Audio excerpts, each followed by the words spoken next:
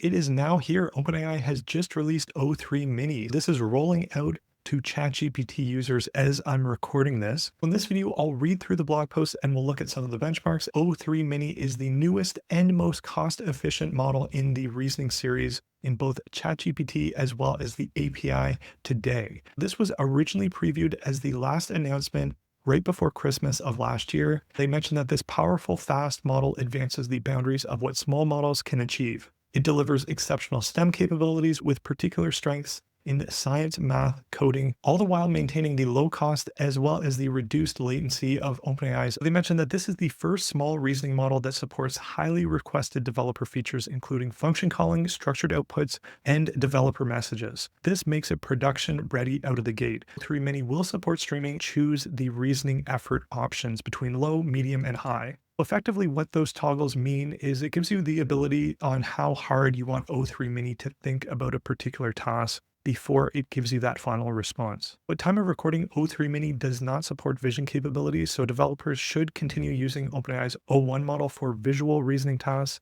O3 Mini is rolling out to the Chat Completions API, Assistance API, and Badge API today to select developers in the API usage tiers 3 to 5. You would have had to spend at least $100 through their API before. Now, in terms of ChatGPT, they mentioned this is rolling out to ChatGPT Plus Team and Pro users that can access O3 Mini starting today, with enterprise access coming in a week. O3 Mini will replace O1 Mini in the model picker, offering higher rate limits and lower latency, making it a compelling choice for coding, STEM, and logical problem solving. As part of this update, we're tripling the rate limit for Plus and Team members from 50 messages per day with Mini to 150 messages per day with O3 Mini. In addition to that, they now have the ability where you can pull in up-to-date information from relevant web sources. This is similar to something like Perplexity or their search feature, or even DeepSeek, which just came out with that capability where before it reasons, it's actually going to search and then fetch information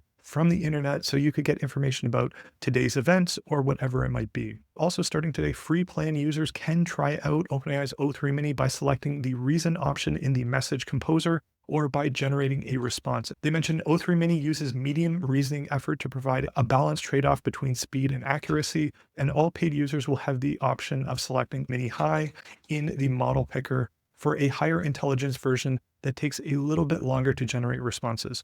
Pro users will have unlimited access to both O3 Mini as well as O3 Mini High. They mentioned that this model has been optimized for STEM. O3 Mini with medium reasoning efforts match O1's performance in math, coding, and science while delivering faster responses. Evaluations by expert testers show that O3 Mini produces more accurate and clever answers with stronger reasoning abilities than O1 Mini. Testers preferred O3 Mini's responses to O1 Mini 56% of the time and observed a 39% reduction in major errors on difficult real-world questions. Finally, with medium reasoning effort, Mini matches the performance on some of the most challenging reasoning, including AIME as well as GPQA. First off, if we look at competition math, we do see that on high, this does outperform all of the previous reasoning models. We do see that on medium, it does almost outperform O1. With lesser reasoning effort, depending on medium or low, we do see that it doesn't quite outperform O1 Mini, depending on the benchmark. So in terms of PhD level science questions, we do see that this model does perform very well. So this is going to be very fast.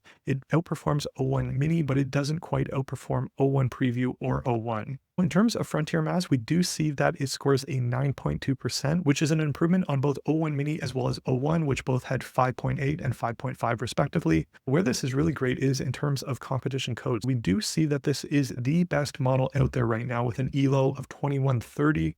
Outperforming basically all of the models. Even with low reasoning effort, we see that it does come just shy of O1. In terms of the software engineering bench, we do see that it's a 49.9 on high reasoning, and I'll just quickly go through some of these other metrics as well. In terms of the human preference evaluation, we do see that the win rate over O1 Mini is considerably higher. We see that the time to first token average is less than O1 Minis. By the looks of it, look like it's going to give you a response about 2.5 seconds faster. In terms of what's next, they mentioned that the release of OpenAI's O3 Mini marks another step in OpenAI's mission to push the boundaries of cost-effective intelligence. By optimizing reasoning for STEM domains while keeping costs low, we're making high-quality AI even more accessible. The model continues on track are driving down the cost of intelligence, reducing per token pricing by 95% since the launch of GPT-4, while maintaining top-tier reasoning capabilities. As AI adoption expands, we remain committed to leading at the frontier,